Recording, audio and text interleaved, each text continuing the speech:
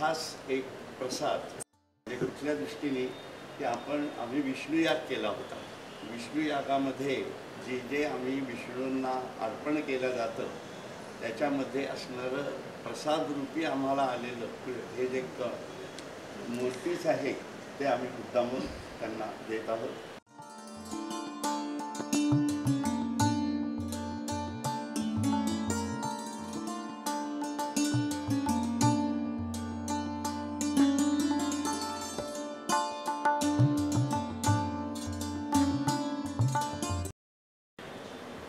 रामकृष्ण हरी।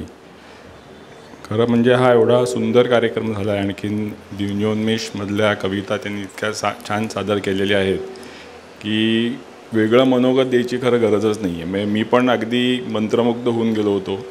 आणि जे त्यांनी जे खिडकीचं जे सांगितलं की म्हणलं की मला पण असं वाटलं की आपली खिडकी आपण उघडून ठेवलेलीच आहे आणि कधी ज्ञानदेव येऊन आपल्यावरती तो आशीर्वाद करत आहेत याची मी वाट बघत आहे। तरी पण आज गुरुपौर्णिमा आहे आणि जसं मला 6व्या वर्षी मी 6 वर्षाचा असताना स्वरूपानंदांनी मला अनुग्रह दिला, पण तो अनुग्रह दिल्यानंतर अनुग्रह समजावून कसा घ्यायचा तो पण त्यांनी मला सांगितलं होतं। तो नंतर मग आम्ही समजावून घेतला आणि तो समजावून घेतल्यानंतर हे आध्यात्मिक गुरु आणि आध्यात्मिक गुरुचा जो अनुभव आहे तो वेगळा असतो। म्हणजे सोम साधना कशी करायची, आणखीन ओम रामकृष्ण जप, आणखीन ज्ञानेश्वरी, हे सगळं त्यांनी मला समजावून सांगितलं। पण माझे व्यावहारिक गुरु जे होते ते म्हणजे माझे आजोबा भाऊराव देसाई। आणि दुकानामध्ये आम्ही बसलेलं असताना ते मला प्रत्येक वेळेला आंब्याची पारख कशी करायची आणि तो आंबा कसा लोकांना द्यायचा, आणखीन लोकांची पारख पण त्यातनं कशी करायची हे त्यांनी शिकवलं होतं।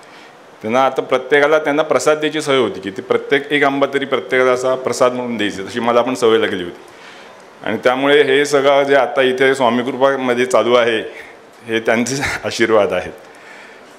तर त्यांनी जीवन कसं असावं, स्वरूपानंदांनी एक स्वरूपपत्र मंजुषेमध्ये एक पत्र लिहिलं होतं। ते भाऊराव देसाई कायम त्याचा उल्लेख करायचे की जन्मोनी संसारी साधावे स्वहित, ठेवोनिया चित्त भगवंती, भगवंती चित्त ठेवोनी सर्वदा, सुखे करी धंदा व्यवहार। धंदा व्यवहार ओघासी जो आला, पाहिजे तो केला दक्षपणे, दक्षपणे लक्ष लावोनी अंतरी, चिंतावा श्रीहरी भक्तिभावे, भक्तिभावे करी हरीचे स्मरण किंवा हरीचे चिंतन, तया समर्पूर्ण सर्व कर्मे, कर्मबंधातून होऊन तो मुक्त, साधितो स्वहित स्वामी म्हणे। आणि ते माझे प्रयत्न आता चालू आहेत। एवढे बोलून मी संपवतो। धन्यवाद।